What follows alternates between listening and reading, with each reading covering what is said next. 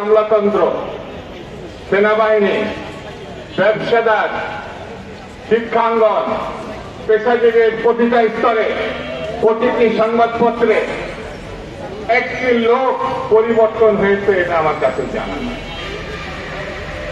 শেখ হাসিনা যাদেরকে ভালোবেসে বসিয়েছিলেন সেখানেই তারা আছে, কিন্তু একটা পরিবর্তন হয়েছে, মানসিক পরিবর্তন আনতে হবে। শেখ হাসিনার নির্দেশে এতদিন সবকিছু পরিচালিত হয়েছে, বাধ্য হয়ে চাকরি রক্ষার জন্য এই কাজগুলো তারা করেছে, কিন্তু এখন গণতন্ত্রের সপক্ষে যায়, এই পরিবর্তন দরকার। মানুষে ব্যক্তি এই পরিবর্তন দরকার, এছাড়া আমরা ভালো কিছু করতে পারবো আমার মনে হয়। দেশটা আমাদের চারিধারে কিছু মুখোশধারী বিশৃঙ্খলার চেষ্টা করছে, চাঁদাবাজির চেষ্টা করছে। বিএনপি স্পষ্টভাবে বলেছে এরা দুষ্কৃতিকারী। আমাদের নেতা জনাব তারেক রহমান বলেছে এদেরকে ঠেকাতে হবে পুলিশেদের, এই জায়গায় কোনো আপোষ করা যাবে না।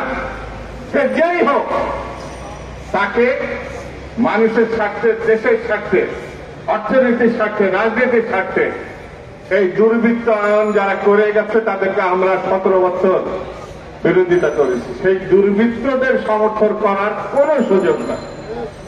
যেখানে যে অবস্থায় পাবে তাদেরকে আইনের সপক্ষে, আইনের তাদের সমর্থ করবে।